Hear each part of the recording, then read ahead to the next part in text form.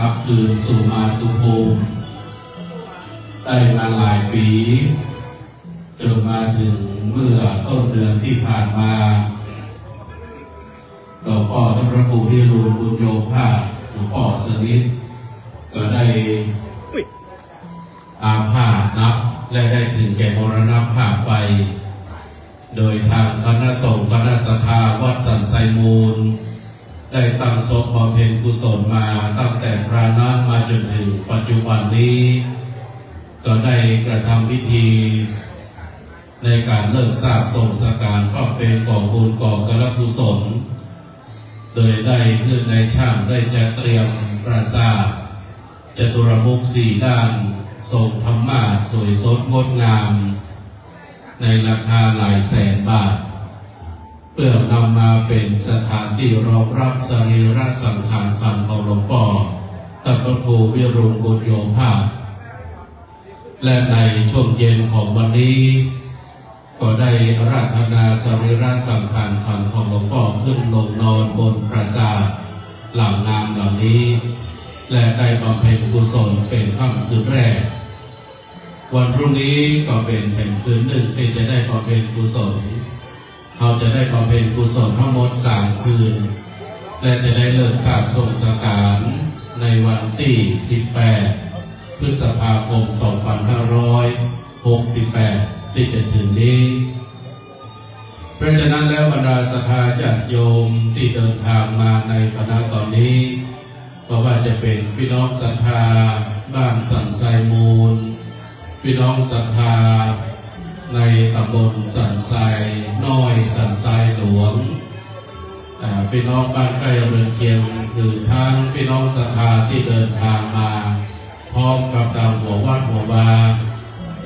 ก็ขอน้อมเชิญชวนมวลศรัทธาญาติโยมเอาได้ร่วมกันพูจาหลวงพูจาผ้าไตรนาทีเต้นก่ออำนวยการปากประตูทางเข้าวัดเพื่อร่วมส่งสการตามข้าอุทิศไปถึงดวงจิตวิญญาณของหลวงพ่อพระครูวิรูลย์บุญโยภาสผู้ถึงแก่มรณภาพจากไปและก็เข้ามาร่วมบำเพ็ญกุศลนั่งได้ที่บริเวณด้านในศาลาบำเพ็ญบุญแห่งนี้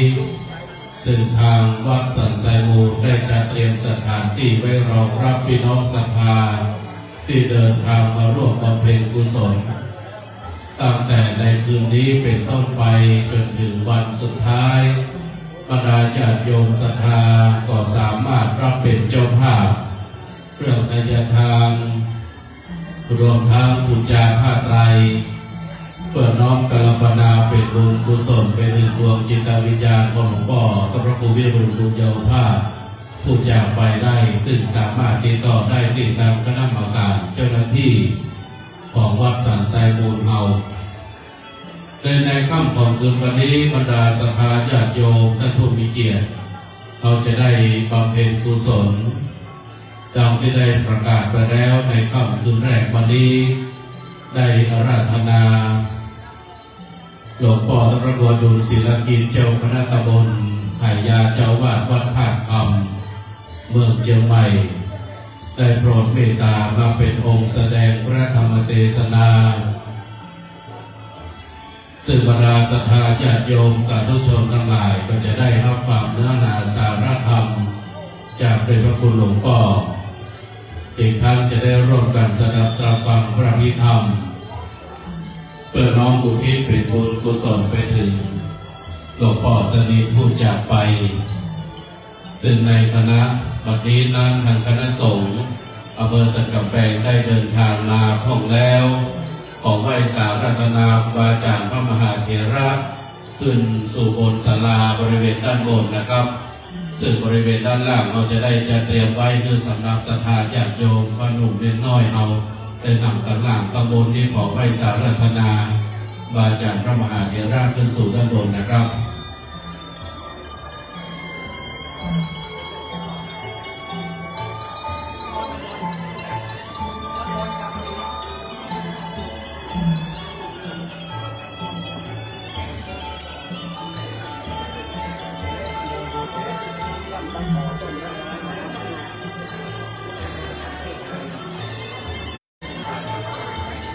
เ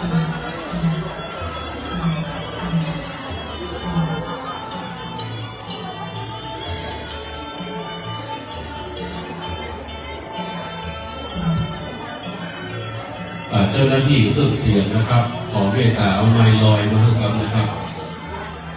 เจ้าหน้าที่ที่คุมเครื่องเสียงพอดีนี่จะได้ใจให้กับคณะสงฆ์ศรัทธาญาติโยมมานั่งที่เก้าอี้สีน้ำเงินนี่เลยเด้อมานั่งตรงนี้นั่งตรงหน้าจะได้เข้าฟังพระธรรมเทศนาสวดพระธรรมในค่ำคืนวันนี้ได้พร้อมกันนะครับศรัทธามานั่งกันให้เลย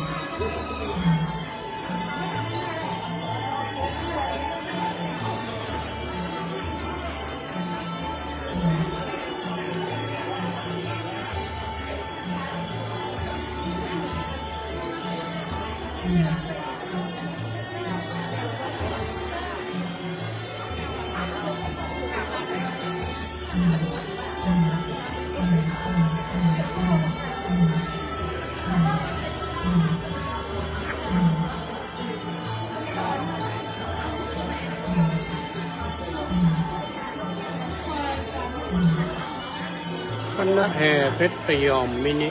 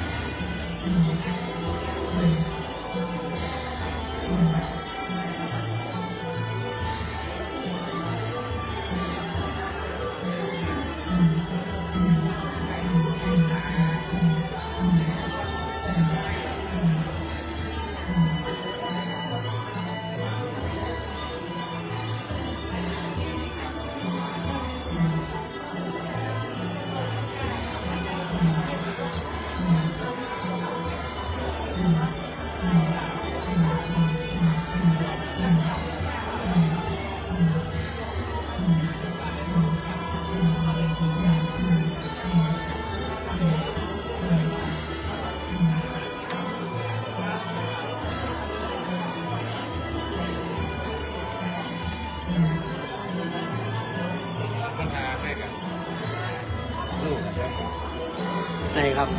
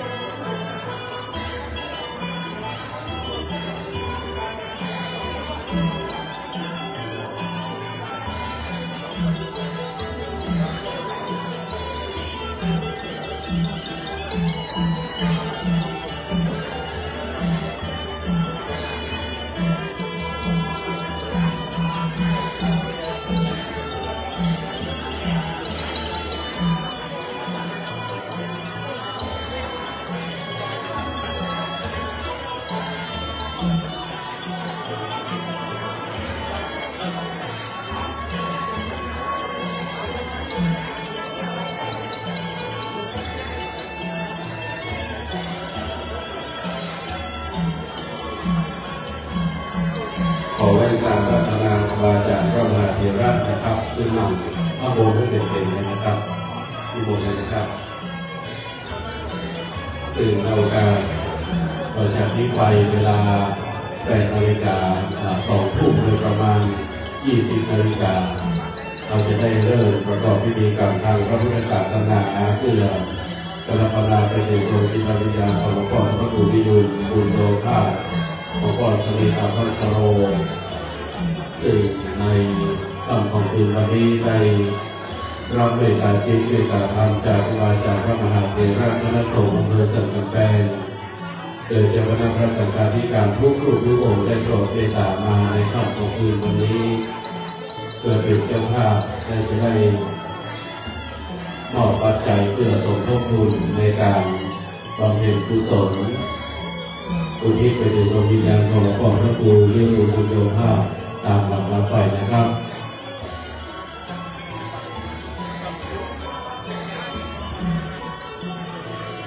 ซึ่งเราการปฏิบัตินั้นได้กาลเวลาอันสมสมัยสมควรแล้วจะได้เริ่มประกอบพิธีกรรมทางพระพุทธศาสนาในการจุดธูปเทียนเพื่อนมัสการบูชาพระรัตนตรัยเสร็จแล้วจะได้พัฒนาองค์ธรรมกถึขึ้นสู่โอษฐ์ธรรมะและจะได้จุดเทียนส่องธรรมตามลำดับและจะได้ไหว้พระอาราธนาเบญจศีลตามลำดับสืบไปนะครับซึ่งในโอกาสวันนี้ทางคณะสงฆ์คณะศรัทธาได้เดินทางมาก็ถือว่าท่านจะเพียบพร้อมแล้วในโอกาสต่อจากนี้ไปอาจจะได้ไหว้สาธนาองค์แสดงพระธรรมเทศนาได้คืนสู่โอนพม่าอันในมีพระเดชพระคุณหลวงพ่อพระครูอดุลศิลกิจเจ้าคณะตำบลในยาเจ้าวาดวัดท่าคำแล้วจะได้รัตนาพระเถระได้จุดธูปเทียนบูชาพระรัตนตรัยทางคณะแห่คณะศิษย์เพชรพยอมมินิได้บาทวางลงในโอกาสต่อจากนี้ไปจะได้เริ่มประกอบพิธีกรรมตามลำดับนะครับในโอกาสต่อจากนี้ขอไหว้สากราบพระธนาเป็นพระคุณหลวงพ่อพระครูวิมลญาณประยุทธ์ดร.เจ้าคณะอำเภอสันกำแพงเจ้าวาดวัดร้องบัวแดงได้โปรดเมตตาเป็นประธานกฎสวิก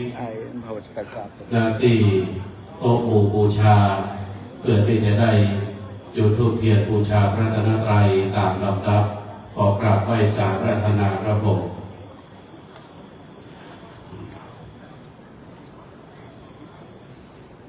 และขอรัตนาองค์ธรรมกถึหลวงพ่อพระครูอดุลศิลกิจเจ้าวาดวัดท่าคำได้โปรดเมตตาขึ้นสู่ธรรมะแก้วผู้เฮาทั้งหลายทุกท่านทุกคนได้ตั้งอกตั้งใจประนมมืออธิษฐานจิตร่วมกันเราการต่อจากนี้ไปมัคคทายกขออาจารย์และขออนุญาตตัวแทนพี่น้องศรัทธาได้เข้าร่วมน้อมเกณฑ์ถวายขันข้าวตอกดอกไม้ขันศีล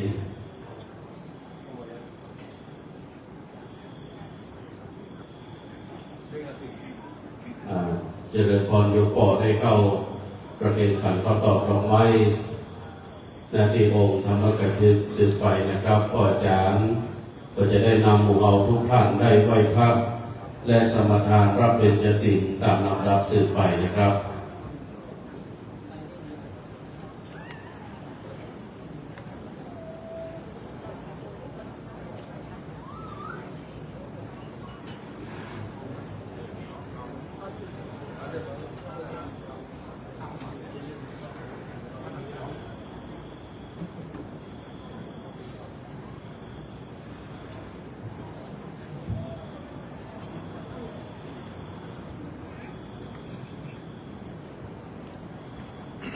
ลำดับต่อไปกราบพระพร้อมกันนะครับกราบหนึ่งกราบสองกราบสามอะระหังสัมมาสัมพุทโธภะคะวาพุทธังภะคะวันตังอะภิวาเทมิ สวากขาโตภะคะวะตาธัมโมธัมมังนัมมัสสา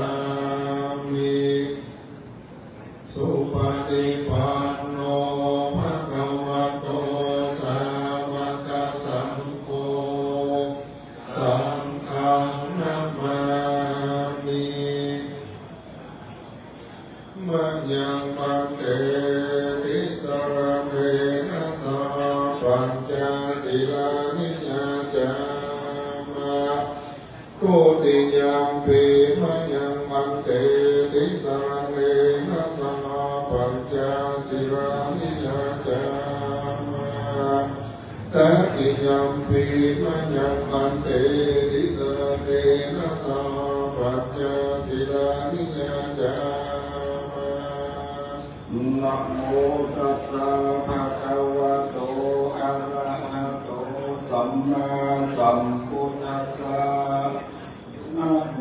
ตัสสะภะคะวะโตอะระหะโตสัมมาสัมพุทธัสสะนะโมตัสสะภะคะวะโตอะระหะโตสัมมาสัมพุทธัสสะนะโมตัสสะภะคะวะโตอะระหะโตสัมมาสัมพุทธัสสะนะโมตัสสะภะคะวะโตอะระหะโตสัมมาสัมพุทธัสสะนะโมตัสสะภะคะวะโตอะระหะโตสัมมาสัมพุทธัสสะพุทธังสรณังกัจฉามิพุทธังสรณังกัจฉามิธัมมังสรณังกัจฉามิธัมมังสรณังกัจฉามิสังฆังสรณังกัจฉามิสังฆังสรณังกัจฉามิทุติยัมปิพุทธังสรณังกัจฉามิทุติยัมปิพุทธังสรณังกัจฉามิทุติยัมปิธัมมังสรณังกัจฉามิทุติยัมปิธัมมังสรณังกัจฉามิทุติยัมปิสังฆังสรณังกัจฉามิทุติยัมปิสังฆังสรณังกัจฉามิตติยัมปิพุทธังสรณังกัจฉามิตติยัมปิพุทธังสรณังกัจฉามิตติยัมปิธัมมังสรณังกัจฉามิตติยัมปิธัมมังสรณังกัจฉามิตติยัมปิสังฆังสรณังกัจฉามิตติยัมปิสังฆังสรณังกัจฉามิ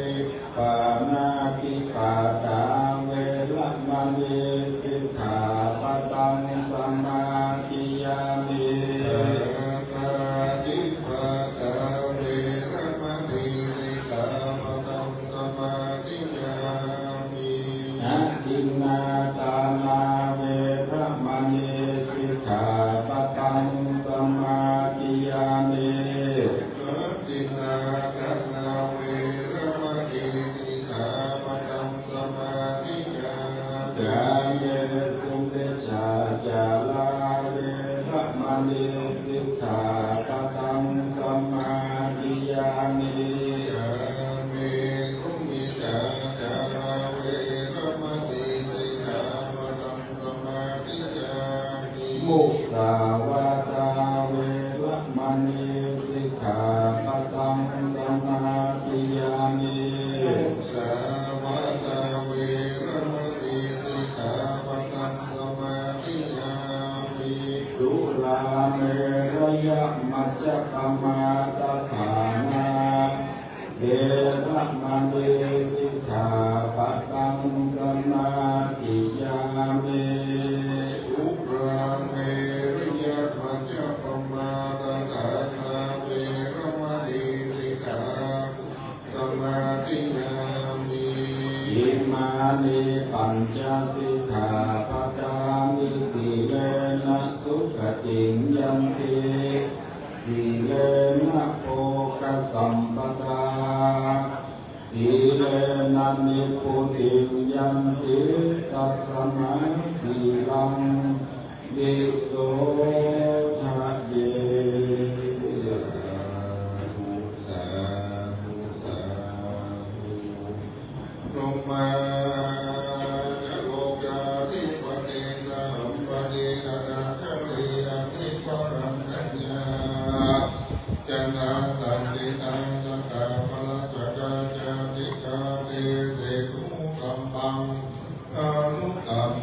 หังปัจจังนะโมตัสสะภะคะวะโตอะระหะโตสัมมาสัมพุทธัสสะนะโมตัสสะภะคะวะโตอะระหะโตสัมมาสัมพุทธัสสะนะโมตัสสะภะคะวะโตอะระหะโตสัมมาสัมพุทธัสสะ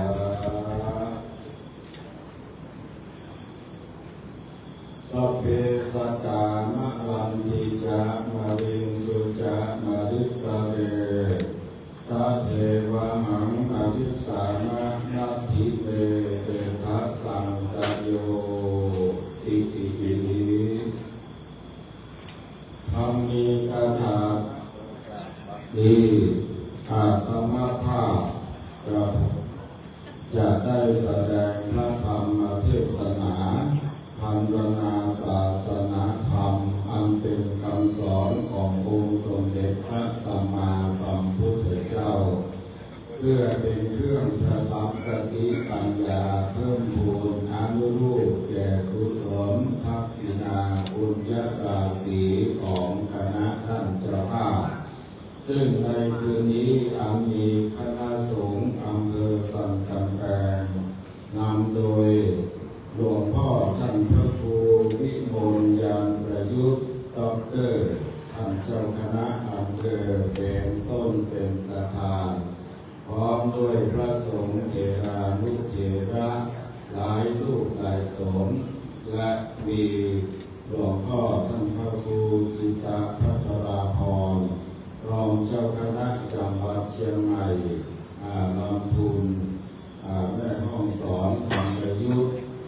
เป็นต้นได้มาร่วมในการบำเพ็ญกุศลนี้ซึ่งคณะสงฆ์อำเภอสันกำแพงก็ได้มีความรำลึกนึกถึงบุญบารมีตลอดจนถึงคุณงามความดีของท่านพระครูดิลุนดุลโยภาสสนิทอาภัสโรอายุ79 ปีพรรษา59ที่ได้ถึงแก่มรณภาพไปเนื่องจากว่าท่านพระครูวิทูลบุญโยภาสนั้นก็เคยไปดำรงตำแหน่งเจ้าอาวาสวัดคำซาวในอำเภอสันกำแพงเป็นเวลา20 ปีก็ได้สร้างคุณงามความดีร่วมกับคณะสงฆ์มาโดยตลอดเพราะฉะนั้นตอนหลังมาท่านพระครูวิทูลบุญโยภาสก็ขอค่อยสบายอาภาพก็ทางวัดสันสายบุญอันมีท่านพระค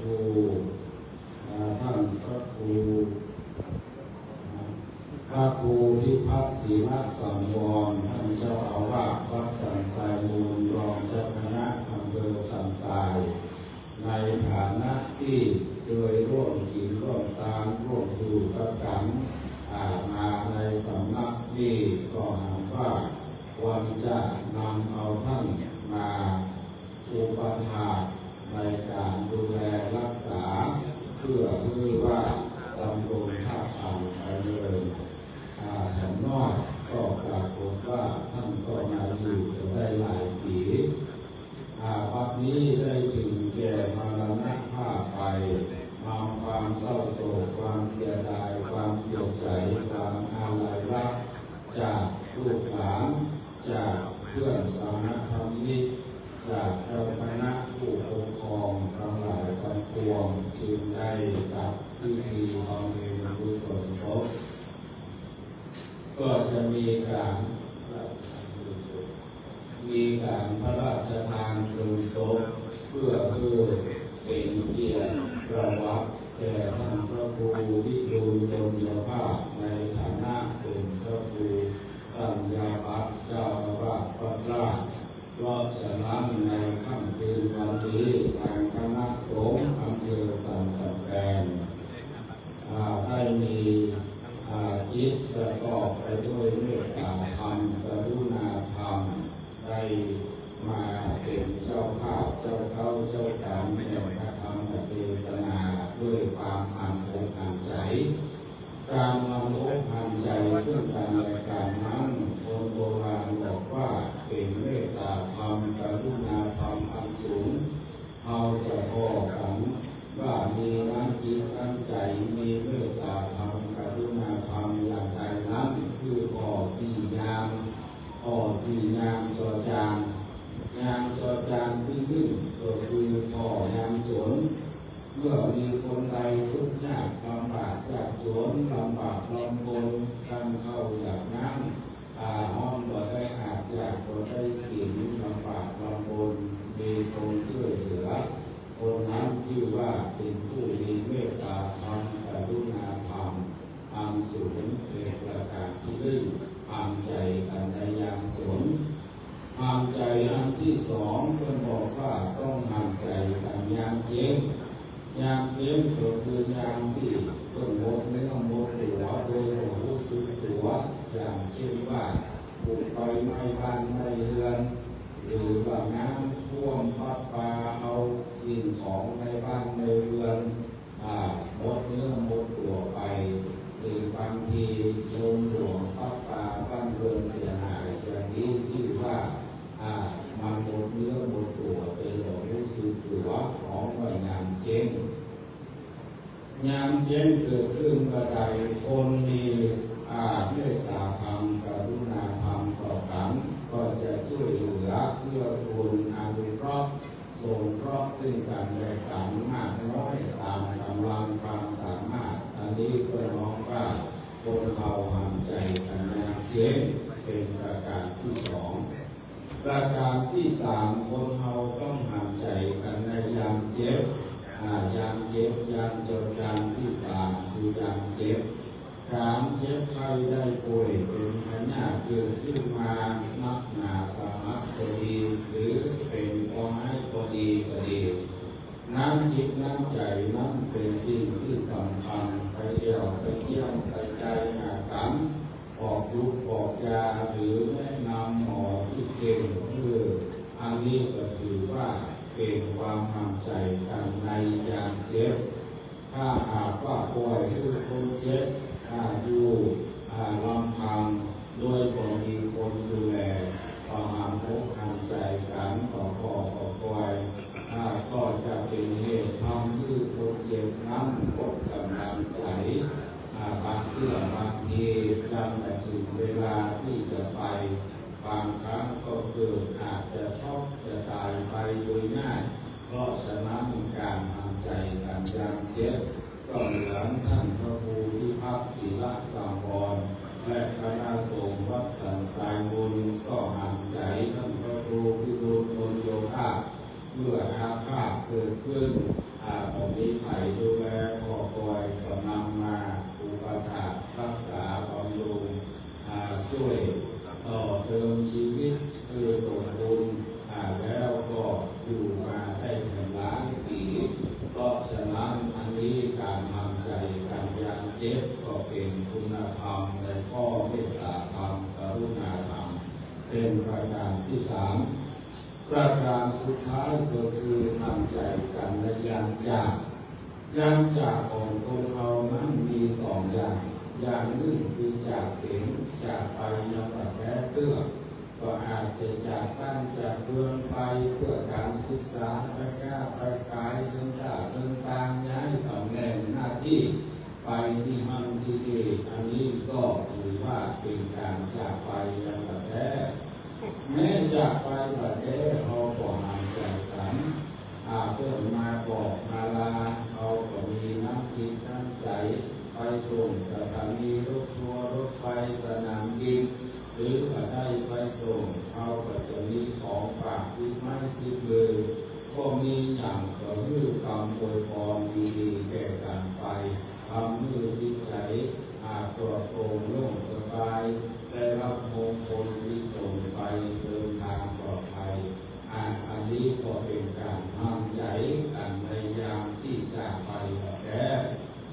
จากไปแต่อย่างหนึ่งคือจากไปแต่แท้ก็คือจากไปแล้วก็พิจารณาจากไปแต่ไปแบบรับแบบตื่นฟื้นก็มีดีกับพ้นอันนี้คือไป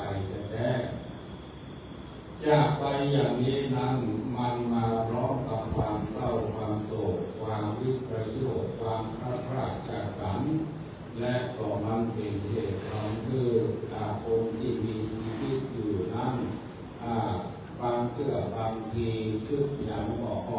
กยังมาได้ประจ้างอย่างนี้อย่างใดรถงงงานมันบางเพื่อนั้นบางทีมันเป็นสิ่งที่เราเกิดทานอย่างงานศพนี้ในชีวิตของคนครอบครัวหนึ่งบางครั้งก็อาจจะมีเพื่อสองเพื่อบางเพื่อคนนี้งานมาดูก็ต้องอาศัยซึ่งกันและกันด้วยความห่างใจด้วยความห่างใจก็คือการที่เอามาห่างใจกันแต่ยามจากไปครั้งสุดท้ายของชีวิตก็คือการที่เขาได้มาช่วยเหลือการช่วยเหลือซึ่งกันและกันนั้นในทั่วไปนั้นเราจะหาว่าคนเราถ้าเราจะช่วยกันนั้นช่วยได้หลายทางหนึ่งช่วยด้วยกำลังกายมาช่วยจับช่วยแจงช่วยแดงช่วยดายกข้ามแผ่นนี้อันนี้ชื่อว่าช่วยด้วยกำลังกายช่วยด้วยกำลังความคิดสติปัญญาเขาก็มาช่วยกันออกแบบออกแผนมาช่วยกันคิดว่าสิ่งใดจะดีจะทำคือมันดียิ่งกว่าดีเพราะฉะนั้นอันนี้ก็เป็นการช่วยด้วยกำลังความคิดอันสุดท้ายคือช่วยด้วยกำลังทรัพย์ก็คือการที่เอาหายมองกันคนเล็กคนน้อย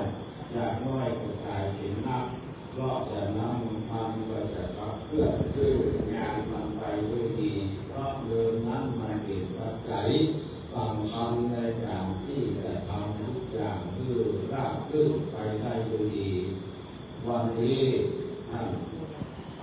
ศรัทธาญาติโยมท่านสาธุชนทั้งหลายงานศพท่านพระครูดิวโยภาแม้จะเป็นงานที่นักอกนักใจเพราะคำว่าศพนี้มันเป็นแปลว่านักก็คือนักอกนักใจอย่างหนึ่ง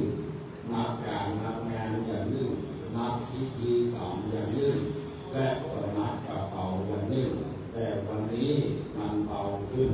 ด้วยเหตุน้ำจิตน้ำใจจากคณะสงฆ์อำเภอสันกำแพงทุกวัดทุกวามีหลวงพ่อท่านเจ้าคณะอำเภอท่านพระครูวิมลยังประยุกต์ด็อกเตอร์เป็นต้นเป็นประธานท่านรองเจ้าคณะอำเภอเจ้าคณะตำบลท่านเจ้าอาวาสทุกวัดทุกวาได้สมานะฉันสามัคคีพร้อมใจกันมาเป็นเจ้าภาพก็ทำให้งานนี้เป็นงานที่เบาจิตเบาใจแก่เจ้าภาพรับคือท่านพระครูพิพัฒน์ศรีรัตน์สมบรณ์ตามกล่าวแล้วศรัทธาญาติโยมท่านสาธุชนคนเรานั้นดีกว่าต้นก็คือความตายไปว่ารับก็คือเรื่องของนี้ดีกว่าต้นคือเราจะดีไปอยู่ที่ไหนคนบอกเราโบราณว่าเราจะไปอยู่ในหีบในบุงในที่สูงที่ต่ำเราจะไปอยู่ในเขื่อนถ้ำภูหาไปอยู่โฮงยาที่พิเศษมันก็ขอผู้เหตุแห่งความตายเพราะความตายนี้มันเป็นธรรมชาติสุดท้ายที่คนมอบคือแก่ทุกคนเมื่อมีชีวิตอยู่กับโลกแล่นไปตาม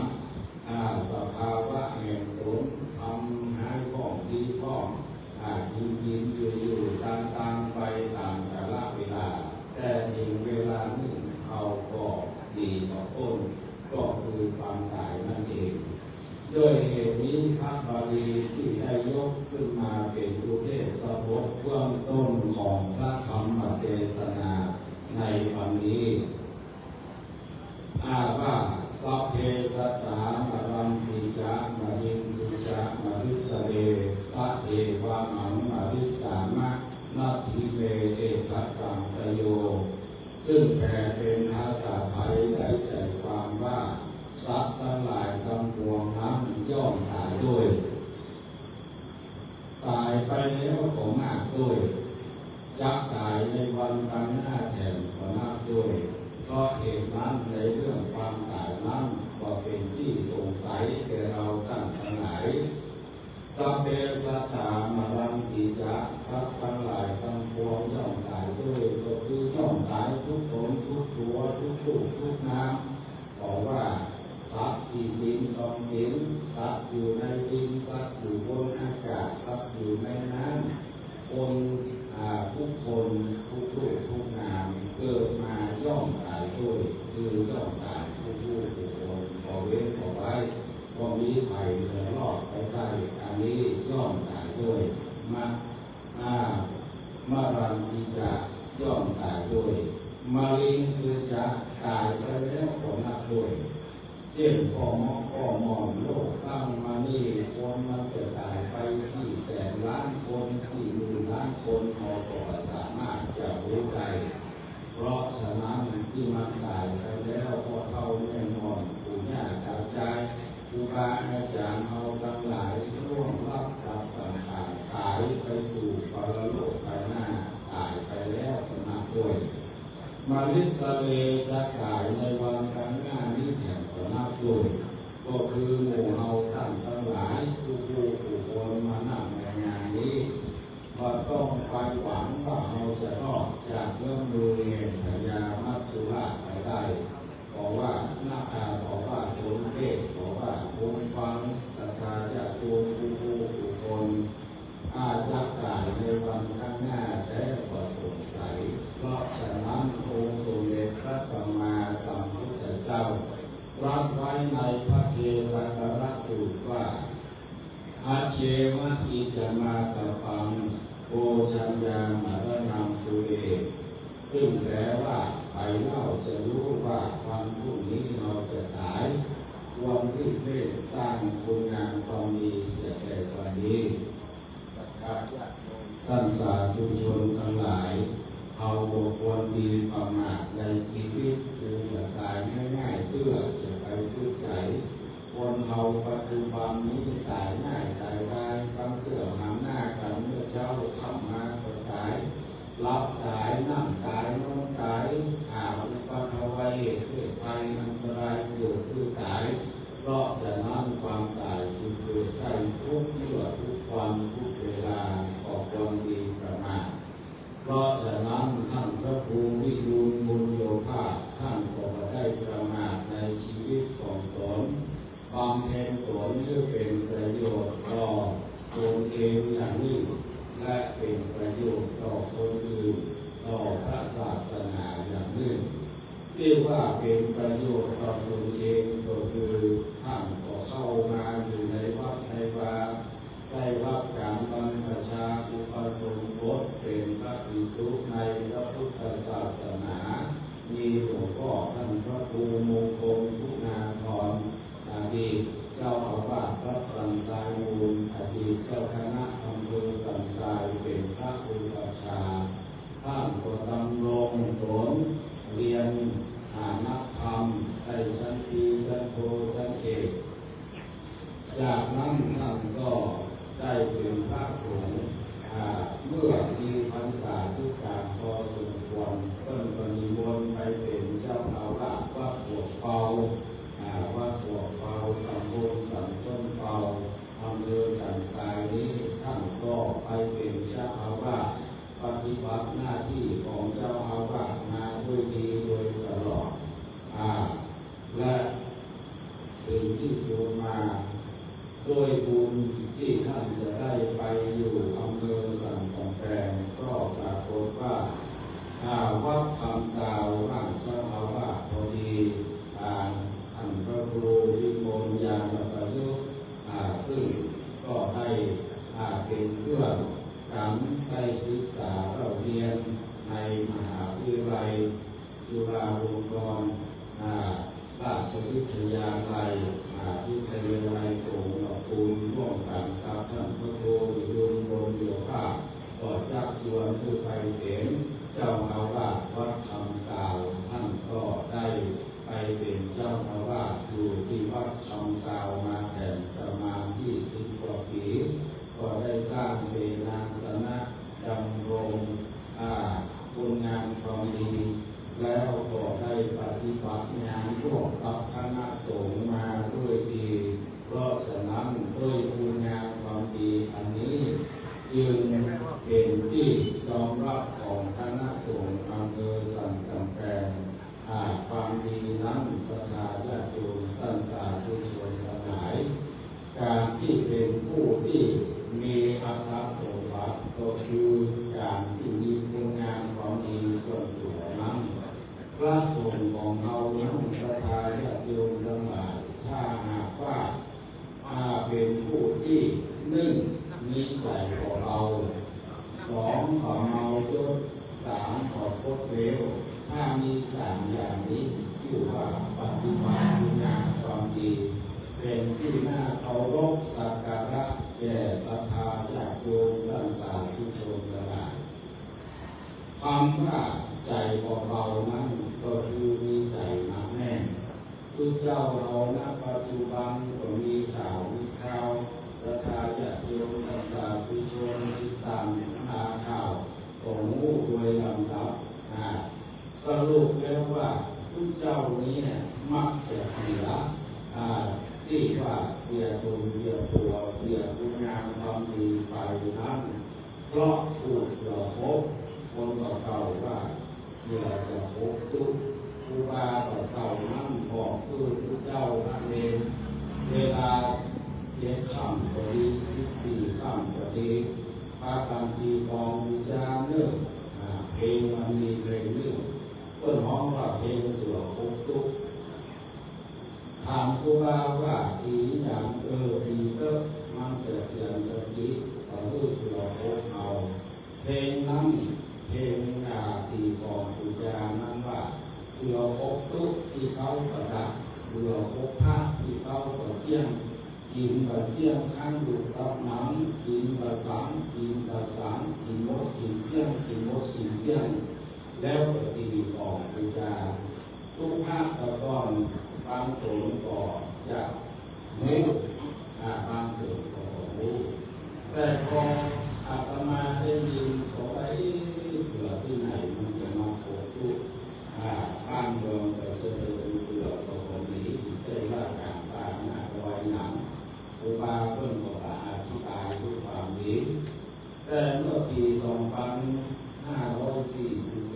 ตัวเองเป็นเจ้าคณะตำบลได้รับเลือกไปอบรมอุปชฌาย์ที่วัดสามพระยา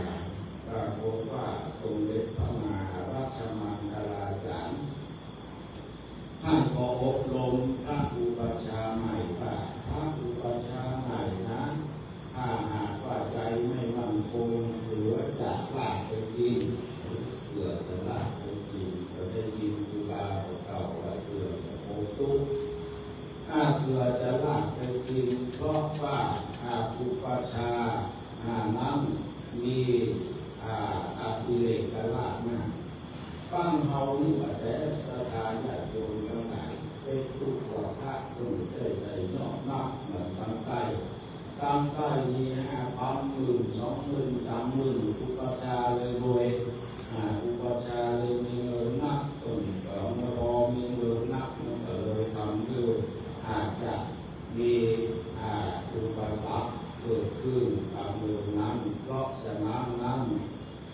สมเด็จเพิ่นก็บอกแล้วก็ไขอธิบายว่าเสือที่จะคบเสือที่จะคบทุกมันเสือจะคบทุกหรือว่าเสือที่จะกัดพระนั้นจะลากพระไปกินนั้น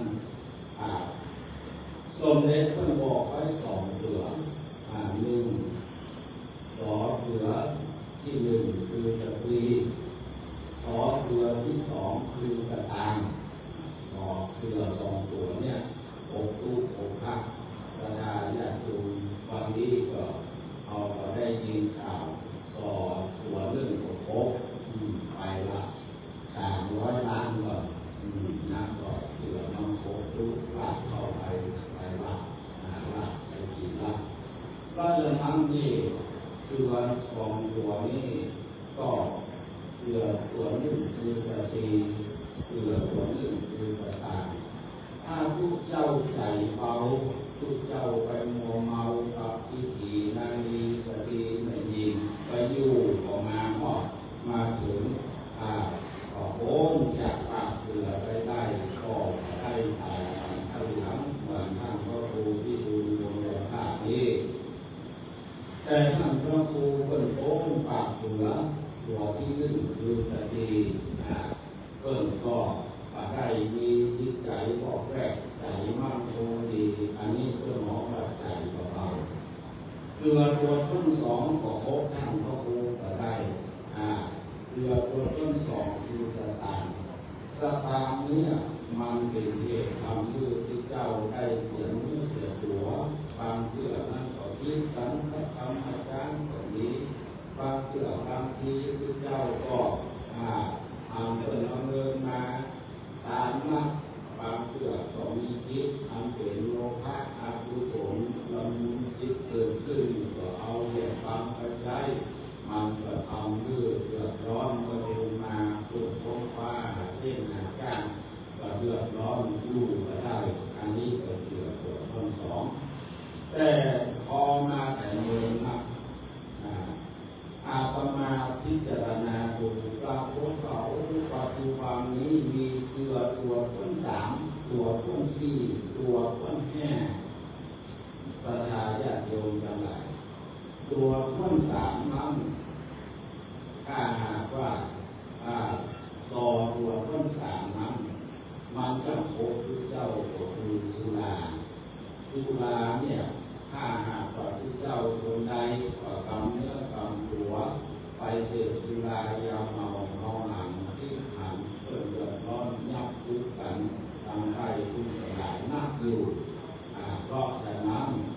สุราก็เป็นเสือตัวหนึ่งแต่ต้องใจหนักแน่นที่ออกไปเสพออกไปคล้องแรกจึงจะโค้งจากปากเสือมันท่านพระโพธิดุลโมโยธานี้เพื่อโค้งจากเสือตัวที่สามตัวที่สี่นั่นศรัทธาญาติโยมทั้งหลายบางเกือบางทีเขาก็ได้ยินข่าวก็เป็นที่น่าโกสูก็เกิดมี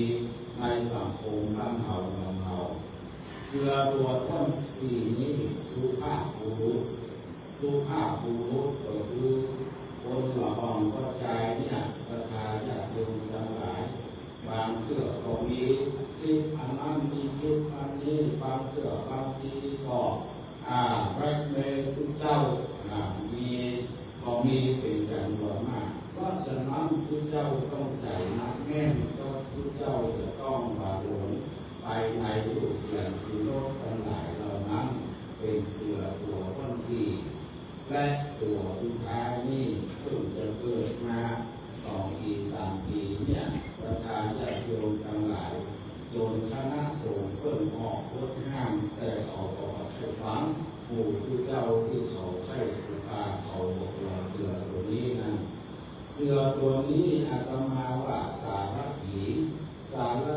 ก็คือคนขับรถก็คือหมายความว่าผู้เจ้าเนี่ยขับรถคนเดียวนี่มันจำเป็นเหตุทำให้เดือดร้อนเพิ่งถูกจับบางเสือตัวนำเอาขับรถออกไป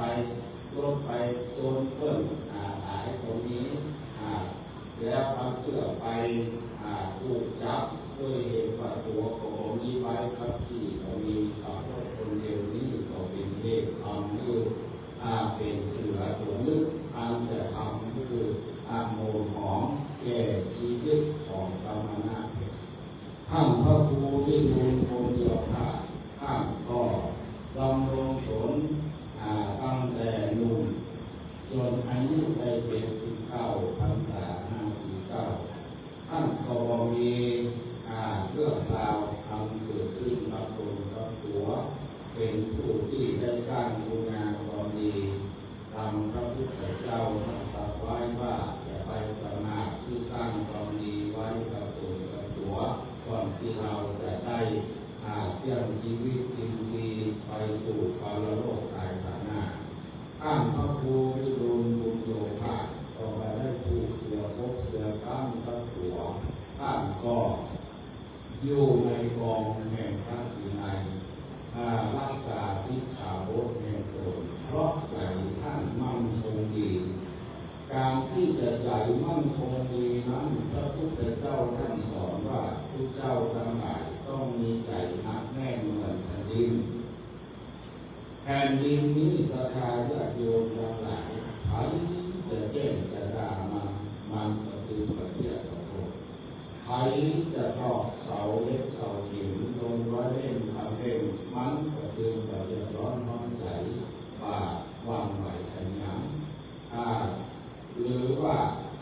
จะถ่ายอุจจาระปัสสาวะถ่ายของเสียสิ่งโสโครกทั้งหลายบนแผ่นดินเท่าใดนักอย่างไรมันก็เป็นหมดแก่กว่าโคนั้นด้วยเจ้าถ้าหากรักษาตนสาตัวไว้เหมือนแผ่นดินนี้ก็จะรักษาตนที่รอดไปได้ใจหนักแน่นเหมือนแผ่นดินอันที่ลื่นคือใจเบาๆก็คือใจหนักแน่นอันข้อสองเพิ่งบอกว่าเมื่อใจเบาๆแล้วก็จะไปเมายศยศนั้นเป็นสิ่งที่เป็นเครื่องหมายคือเราโง่เพิ่งบอกว่ามีอยู่สามอย่างยศนั้นหนึ่งอิสริยยศคือความเป็นใหญ่ได้แก่ตำแหน่งหน้าที่ที่เปิ้นฝังคือเป็นเจ้าอาวาสก็ดีเป็นเจ้าคณะตำบลเจ้าคณะอำเภอรองจังหวัดเจ้าคณะจังหวัดก็ดีอันนี้เป็นอิสริยยศคือความเป็นใหญ่สองเกียรติยศก็คือความมีชื่อมีเสียงบางคนบางคนเพิ่นก็ได้เป็นเจ้าอาวาสเจ้าคณะตำบลอำเภออย่างแต่ว่าเพิ่นมีศีลาที่คุณอันดีมีชื่อมีเสียง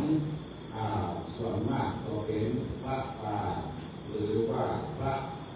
ที่เป็นธรรมยุทธการนิกายเนี่ยเพิ่นจะรักษาตนตัวของเพิ่นแม้ก็ได้เป็นเจ้าอาวาสแต่ว่าเพิ่นมีเกียรติยศมีคนนับหน้าถือตามีชื่อมีเสียงลือชาปรากฏไปทั่วทุกทิศทุกสารอย่างหลวงปู่แหวนเพิ่นก็ได้เป็นเจ้าอาวาสนำศรัทธาญาติโยมทั้งหลายอันนี้เป็นต้นเป็นเกียรติยศอันสุดท้ายปริวารยศก็คือความที่เป็นผู้มีปริวารลูกน้องอ้อมกายนับอย่างเช่นบอกครูบาศรีวิจัยคนผู้ทอดจากตำแหน่งเจ้าอาวาสแล้วก็ได้เป็นเจ้าอาวาสก็ได้เป็นเจ้าคณะบวชแต่ถ้าเพิ่มมีปริวารยศคนห้องล้อมติดตามไปกินไปการมีชื่อมีเสียงมีจะปรากฏคนมาหาประกาศอันนี้เป็นปริวารยศยศทั้งสามอย่างนี้พระพุทธเจ้าบอกก็คือมัวเมาก็คือมัวเมาในยศก็คือต้องรู้เท่าทันว่าสิ่งเหล่านี้นั้นมันเป็นของประดุจดังหัวขนที่มันสวมคือเอาอาจจะได้หัวขนเป็นยักษ์เป็นม้าเป็นพลักพลังน้ำก็ตามเอาโลดแล่นไปตามบทบาทนั้นเสร็จเรียบร้อยแล้วเกิดเวลาที่จะต้องถอดหัวโขนเอาก็ต้องถอดหัวโขนออกเสียก็ต้องไปยึดติดมันเช่นเดียวกันครูบาอาจารย์มียศมีตำแหน่งก็ต้องมีธรรมอันเป็นเครื่องรองรับพรหมวิหารธรรมเมตตากรุณามุทิตาอุเบกขาอันนี้เป็นสิ่งที่ครูบาอาจารย์ประพฤติปฏิบัติเพื่อเกิดความร่มเย็นแก่ลูกศิษย์ลูกหาเพราะฉะนั้นสุดท้ายก็คือปริวารยศก็คือเป็นสิ่งที่มีเกียรติมีชื่อมีเสียงคนนับหน้าถือตาทั้งสามยศนี้เป็นสิ่งที่เมื่อมีเกิดขึ้นแก่พระภิกษุใดต้นตัวที่ได้เมามัวในสิ่งนั้นและอันสุดท้ายก็คือโคตรเลวอันปัดโคตรเลวนี่แหละเป็นสิ่งที่เป็นสัจจะศรัทธาญาติโยมทั้งหลายสัจจะคือความซื่อสัตย์สุจริตนี้เป็นข้อเก้าแห่งการสร้างบารมีศรัทธาญาติโยมได้ยินพระเจ้าเปิ้นหรือว่าเขาสวดบารมีทานบารมีศีลบารมีเนกขัมมะบารมีเขาสวดกันเขาก็นึกว่าทานบารมีเป็นข้อเก้าก็คือเป็นเก้าอยู่แต่ว่าอันใดที่มันจะเป็นเหตุทำให้บารมีคือสิบข้อนั้นสามารถบริบูรณ์ได้เพิ่มว่าคือสัจจะศ สัจจะเนี่ยเป็นสิ่งที่สำคัญคือว่าถ้าหากเขามีสัจจะอย่างวันนี้หลวงพ่ออำเภอสันกำแพงเปิดนับเจ้าคณะตำบลเจ้าคณะเจ้าอาวาสทั้งหลายเอาพากันไปร่วมงานท่านพระครูวิบูลย์บุญโยภาสที่วัดสันทรายมูนอกไปกันผู้รอโดคนผู้รอวัดผู้ว่าถ้าเรามีสัจจะต่อกันก็พากันมาแต่ถ้าผมมีสัจจะได้ยินบางทีก็อาจจะว่าอยู่แล้วก็ออกมาสักคำอันนี้ก็คือพอเราออกมาเขาก็ว่าได้การตามเขาก็เกิดขึ้นศีลเขาก็เกิดขึ้นนะปัญญาก็เกิดขึ้นเพราะฉะนั้นสัจจะต้องเป็นข้อเก่าเป็นบารมีทั้งหลายคนเขาจะทำบุญกิจการอย่างจะไปรักษาศีลก็ต้องมีสัจจะเป็นข้อเก่าสัจจะนี่แหละคือความซื่อตรงความประพฤติเลวศรัทธาญาติโยมทั้งหลายการประพฤติเลวนี่พระบาทสมเด็จพระเจ้าอยู่หัวผู้เป็นศาสนูปถัมภกยกย่องพระสงฆ์ทั้งหลายทั้งปวงโดยการที่ยืดยศเอาจะมันว่าพักยศของพระเจ้านี้ศรัทธาญาติโยมลองดูของท่านพระครูวิบูลย์บุญโยภาสเอาไปดูอันใดเป็นตั้งหน้าเอาก็สามารถจะบอกได้อันนี้ตั้งหน้าเอาปิ้นก็ตั้งหลังก็หน้าก็มันหลังนี่พระบาทสมเด็จพระเจ้าอยู่หัวท่านทรงถวายโดยการที่มือปริศนาแก่พระสงฆ์ที่ทรงสมณศักดิ์พุทโธว่าพระคุณเจ้าได้รับพัดนี้ไปแล้วจะต้องรักษาสัจจะว่าบ่มีหน้าชาติบ่มีหลังชาติปฏิบัติดีปฏิบัติชอบทั้งต่อหน้าและรับหลังจึงจะสมกับที่ทรงไว้วางพระราชาฤทัยทรงถือพักยศได้สี่พักยศอันนี้เพราะฉะนั้นพระคุณเจ้าทุกรูปได้รับพักยศเพิ่มจึงจะต้องรักษาสัจจะที่ความประพฤติเลวประพฤติโกงต้องเป็นผู้ที่มั่นคงในศีลด้วยนี้วันนี้คณะสงฆ์ได้พากันมาร่วมบุญร่วมกุศลท่านพระครูวิบูลย์บุญโยภาสโดยฐานะที่ท่านได้ร่วมกิจการงานกับคณะสงฆ์อำเภอสันกำแพงมาด้วยดีและท่านเป็นผู้ปฏิบัติดีปฏิบัติชอบเป็นผู้ที่มีใจเบาๆเป็นผู้ที่เบาๆยศเป็นผู้ประพฤติเลวมีคุณงามความดีอย่างนี้ท่านพระครูวิพัฒน์ศิลสังวรจึงได้นำมาเป็นสิ่งที่จะตอบแทนที่คุณงามความดีประกอบด้วยการที่นำเอาสรีระสังขารของท่านได้มาดำเนินการขอพระราชทานเพลิงศพเพื่อเป็นเกียรติยศสืบต่อไปอาตมาภาพกับผมได้แสดงพระธรรมเทศนาประมาณว่าพอสมควรแก่กาลเวลาในท้ายที่สุดแห่งพระธรรมเทศนานี้คณะสงฆ์อำเภอสันกำแพงอันมีหลวงพ่อท่านพระครูวิมลยานประยุทธ์ด็อกเตอร์เป็นต้นเป็นประธานท่านรองเจ้าคณะอำเภอท่านเจ้าคณะตำบลพระสงฆ์เจ้าอาวาสทุกวัดทุกวาเป็นเพื่อนสามิตรกับท่านพระครูวิบูลย์บุญโยภาสได้มากระทำบำเพ็ญกุศลในค่ำคืนวันนี้จิตวิญญาณของท่านพระครูวิบูลย์บุญโยภาสก็คงจะพึ่งปิติชื่นชมยินดีในคณะสงฆ์ที่ได้มาเกียรติได้มาร่วมบำเพ็ญกุศลทรงรู้บุญกินบุญตามไปด้วยท่านได้รับอนุโมทนาแล้วขอโปรดที่ยากตาติดทุกไปเสวยความสุขในสัมปรายภพเบื้องหน้าในต่อไปไหลจากเวรไหลจากปากก็จะนำจุดตัวไปชื่อจอดรอดเพียงเที่ยวยอดอามาตะนาเมตตาขอบุญกินบุญต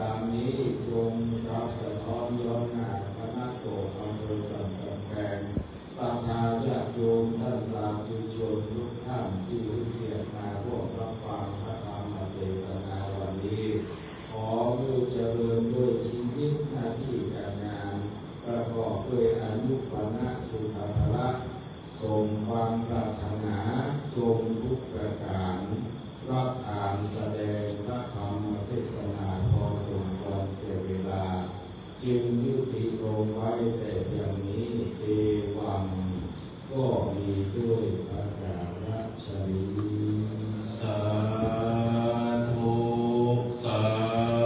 ธุสาธุพระสัทธรรมเทศนาอันแสดงโดยหลวงพ่อพระครูอรุณศิลกิจเจ้าคณะตำบลหายาเจ้าวาดวัดท่าคำได้โปรดเมตตาแสดงพระธรรมเทศนาเป็นที่เรียบร้อยแล้วเรากาต่อจากนี้ไปจะได้ขอน้อมประเคนถวายจตุปัจจัยเครื่องไตรยธรรมบูชากันเตศก่อนจะได้บูชากันเตศนั้นจะได้ถวายเป็นพุทธบูชาที่โตหมู่ในเบื้องต้นนี้เรากับผมขอไหว้สากับปรารถนาหลวงพ่อพระครูปิยะธรรมทัตที่ปรึกษาเจ้าหน้าที่สักกับแปลงวัดถูกต้องได้โปรดเมตตาถวายกันพระพุทธเป็นพุทธบูชาในเบื้องต้นขอกราบไหว้สาปรารถนาครับผม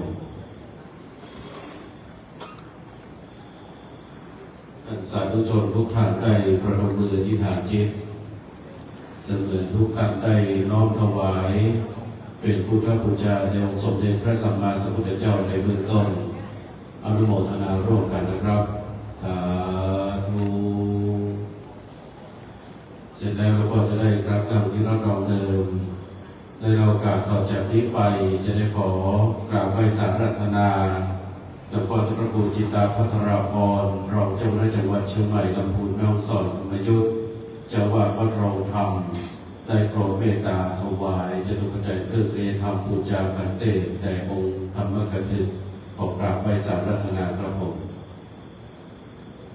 ท่านสาธุชนอนุโมทนาร่วมกันนะครับสาธุ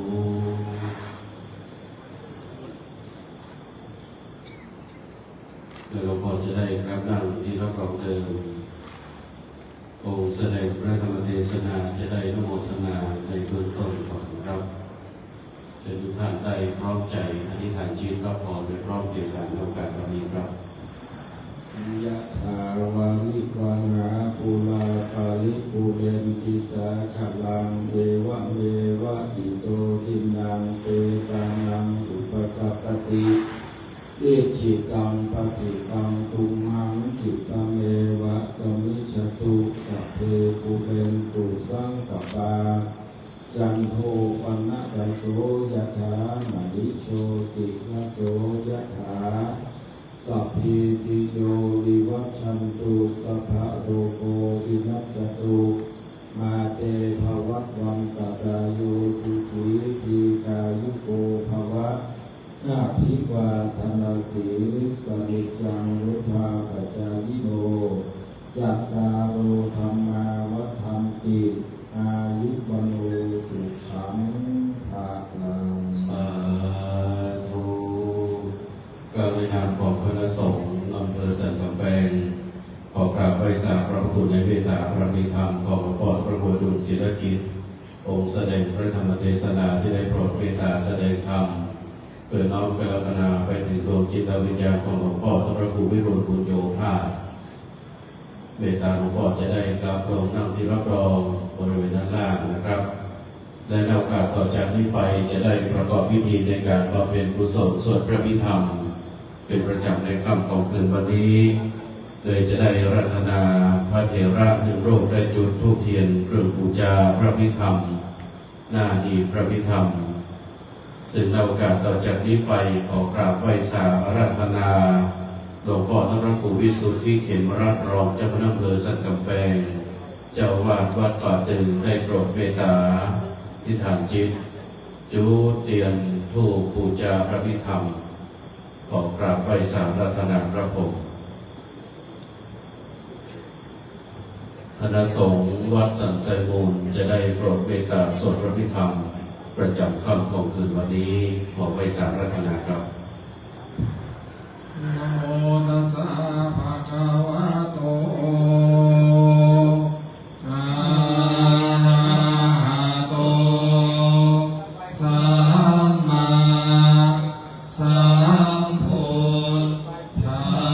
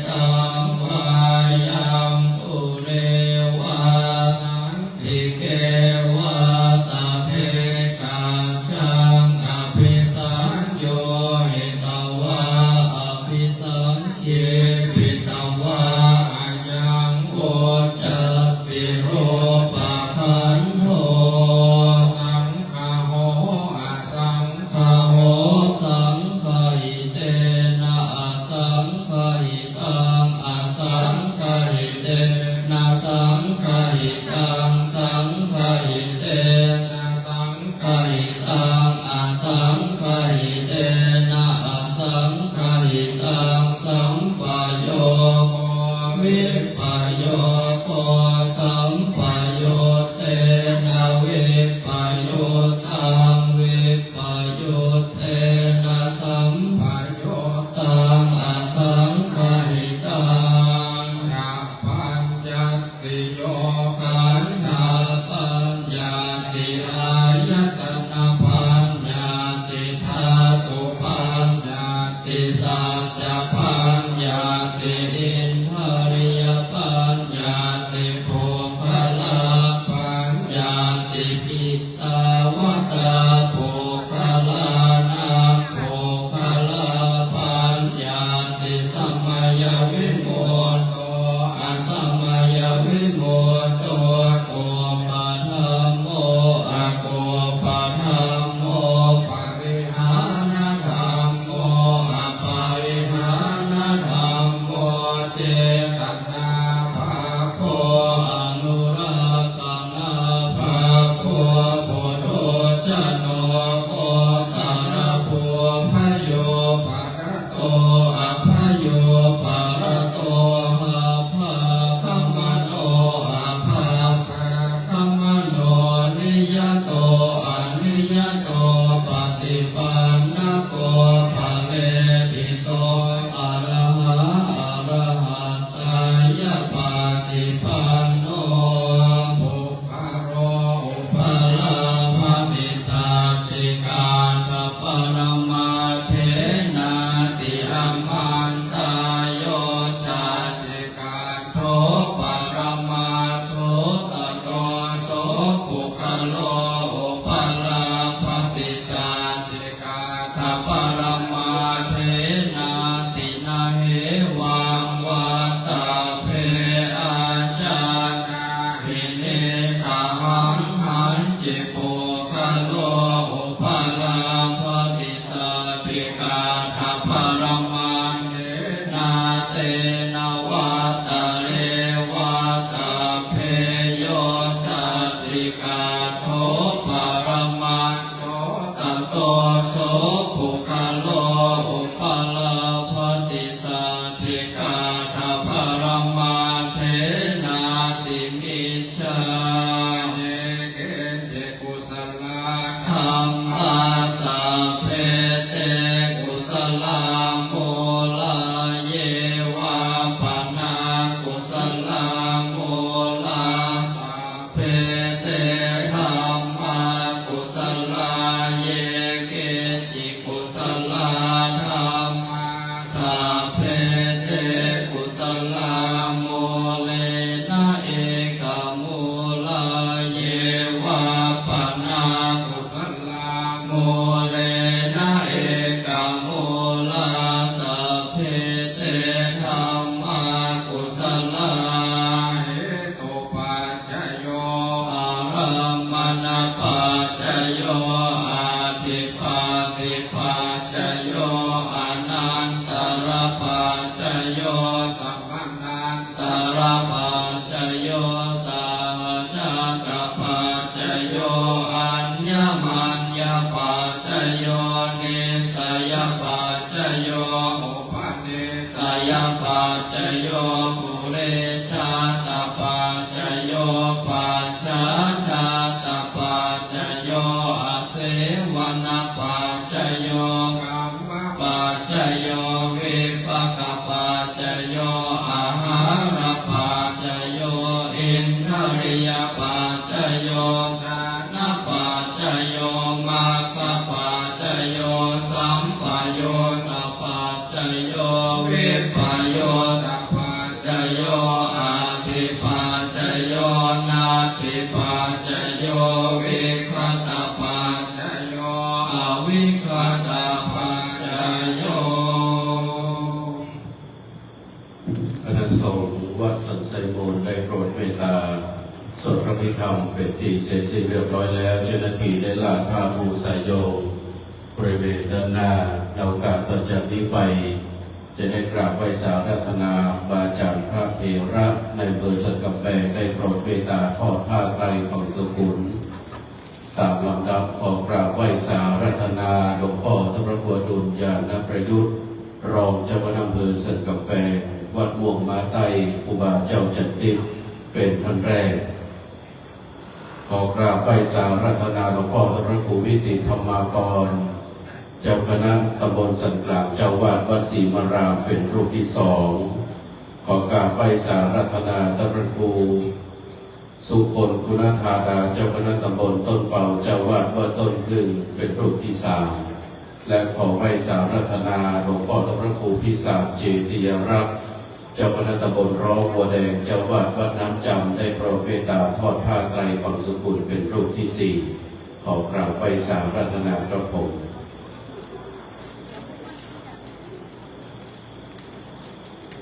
เมื่อพระเถระทั้งสี่รูปได้โปรดเมตตาทอดผ้าไตรปังสุกุลเรียบร้อยแล้วจะได้กลับนั่งที่รับรองเดิมคณะสงฆ์จตุรวัตรทั้งสี่รูปสำนักวัดสันไซมูลจะได้โปรดเมตตาพิจารณาผ้าไตรปังสุกุลตามลำดับครับ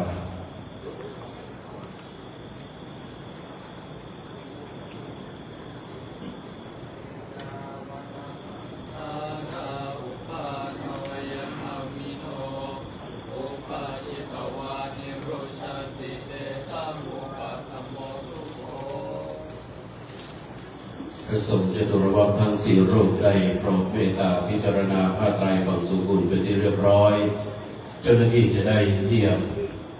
วัตถุทายทานบริเวณด้านหน้าพระสงฆ์ทั้งสี่รูปและจะได้รัตนาบาจารย์พระเถระจำนวนสี่รูป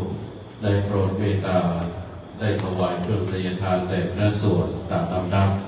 ขอกราบไหว้สารัธนาต่อพระครูพัทรบุญโชติเจ้าคณะตำบลสันกำแพงเจ้าวาดวัดศรีบุญเรืองรูปที่หนึ่งขอกราบไหว้สารัธนาต่อพระครูปิยศิลป์เจ้าคณะตำบลบวกค้างเขตสองเป็นรูปที่สองขอไหว้สารัธนาต่อพระครูประภัสสรนิรันดร์เจ้าคณะตำบลแม่ปูคาเจ้าวาดวัดแม่ปูคาเหนือและขอไหว้สารัธนาตระจากพระครูวินัยธรชัชวานชวนาปัญโยเลขานุการเจ้าคณะอำเภอสันกำแพงผู้ช่วยเจ้าวาดวัดพระศรีวรมหาวิหารเป็นรูปที่สี่ขอไปสารัธนาครับพระเถระทั้งสี่รูปได้เข้านอบน้อมประเคนถวายเครื่องทายทานเรียบร้อยแล้วจะได้กลับนั่งที่รับรองเดิมขอเรียนเชิญตัวแทนพี่น้องศรัทธาบ้านเอาได้มอบปฏิกราชแด่มรคนายกหนึ่งท่านนะครับเสร็จเรียบร้อยแล้วคณะสงฆ์จตุรวัตรทั้งสี่รูปสำนักวัดสันไซมูลจะได้อนุโมทนาคาถาเชิญทุกท่านตั้งใจรับพรนะครับยะถาวาริวหาปุราภริปุเรนติสากรังเอวะเมวะอิโตทินังเพตานังอุปกปปติอิทิตังปะดิตังตุมหังคิปะเมวะสัพพิชันตุสัพเพปุเรนตุสังกปายัมโภปนะระโสยะถามณิโชติระโสยะถาสัพพิติโยวิวังจันตุสัพพะโรโควินาศตุมาเตภวันตุอันตร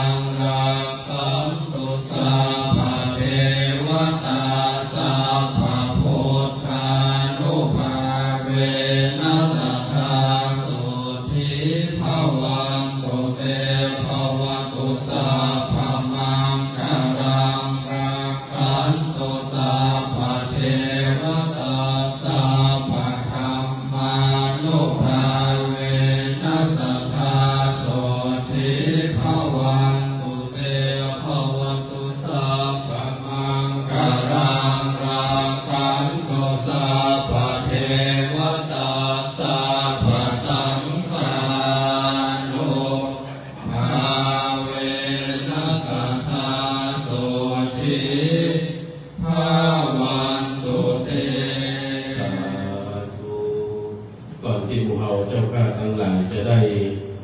ทำพิธีในการแผ่เมตตาลาพระรัตนตรัยในโอกาสต่อจากนี้ไปคณะสงฆ์อำเภอสันกำแพง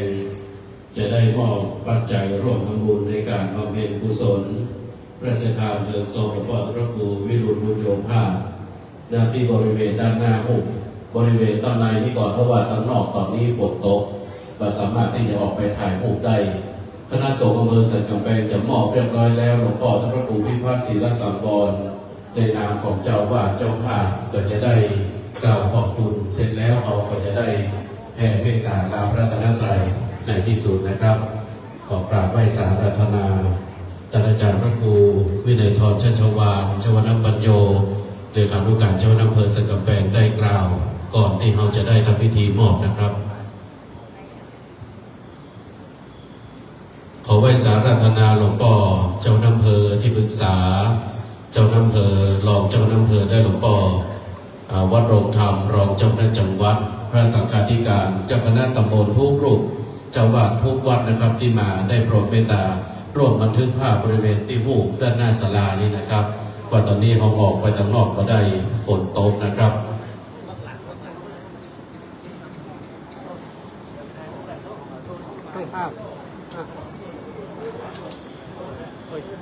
ซึ่งในคณะตอนนี้นั้น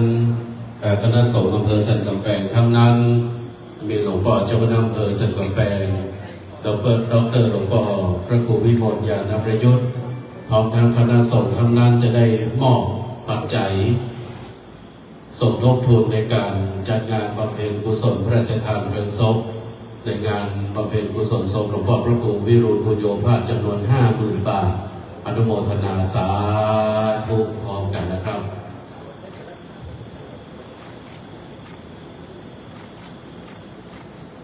เสร็จแล้วจะได้กลับนำที่รับรองเดิมก่อนนะครับ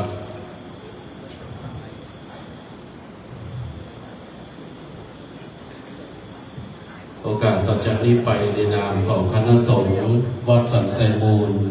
อันมีหลวงพ่อพระครูวิพัฒน์ศิลสังวรจะได้เมตตากล่าวขอบคุณและจะได้แผ่เมตตาสื่อไปขอไว้สาระที่นี้ครับ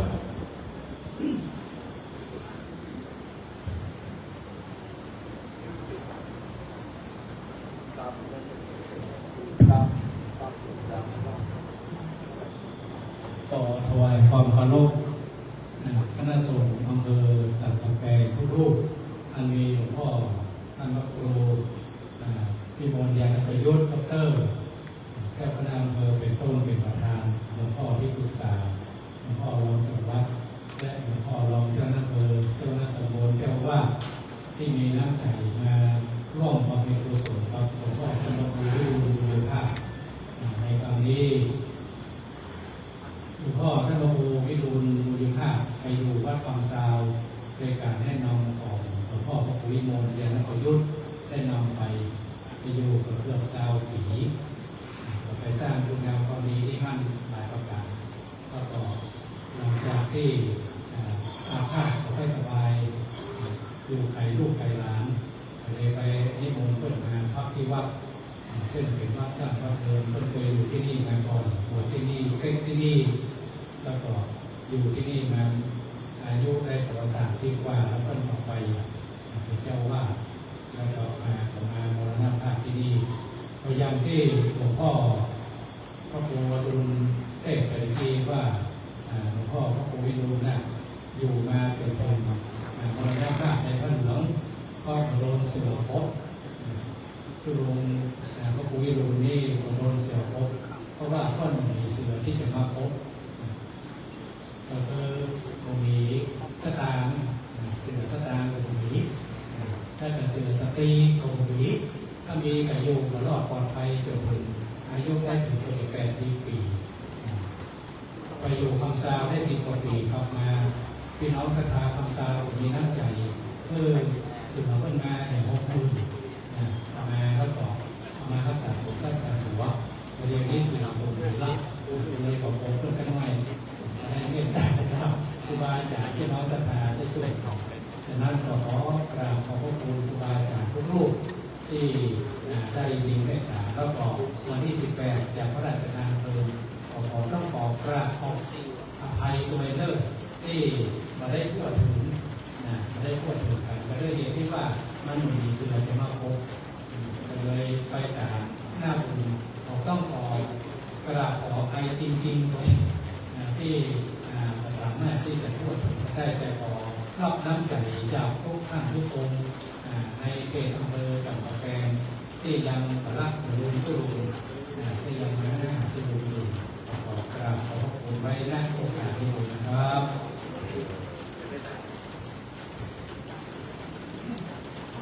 ลำดับต่อไปเรียนจากน้องนะครับอิตังตัมมะกัมมังนิพพานาปัจจโยโนนิจามิตังศีลากัมมังนิพพานาปัจจโยโนนิจามิตังภาวนากัมมังนิพพานาปัจจโยโนนิจังยังกิจิกุสาลังตาตาปังกัมมังหิตาเตหิกาตังปุญญังโนอานุโมทันโตโตนิเตมาอาสะติอาเลอาเกจาตาเกคาลุกาสังกาโลกาปังโมจันโตสัพเพยะตังกาโสเกตาโหโตจันโตสัพเพอะญาตังกาโสเกตาโหโตโลกาปังโมจันโตสัพเพภิกษายะถาสัพเพเปตาโสเกตาโหโตโลกาปังโมจันโตสัพเพตังคาตาโลกาปังโมจันโตสัพเพเทวาโสเกตาโหโตโลกาจันโตสัพเพอัญจาริโยปัจจญาโสเกตาโหโตวาโสเกตาโหโตโลกาปังโมจันโตสัพพะสัมปะรินันสามิจันโตโม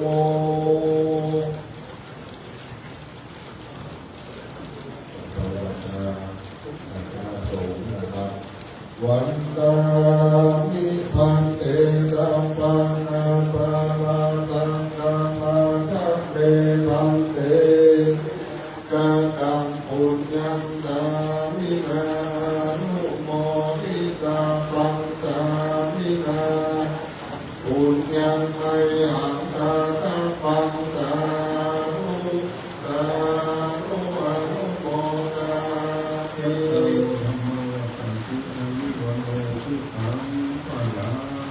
สาธุสาธุสาธุ ก็เลยนจะได้มองทางน้อยที่หลวงพ่อพระครูได้ดอกไม้หวังนะครับ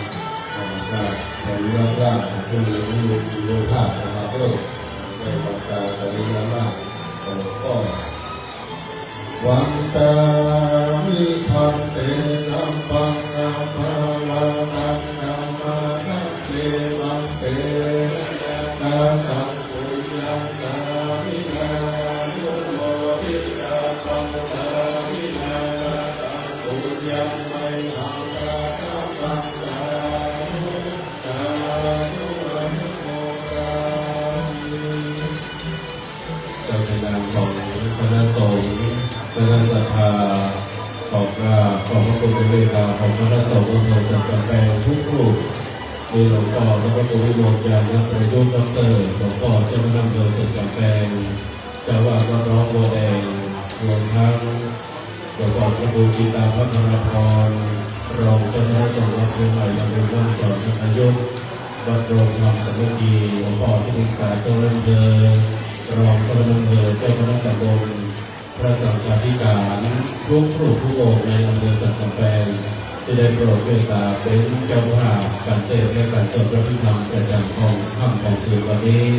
ขอบคุณพี่น้องศรัทธาญาติโยมทุกคนทุกท่านที่ได้มาร่วม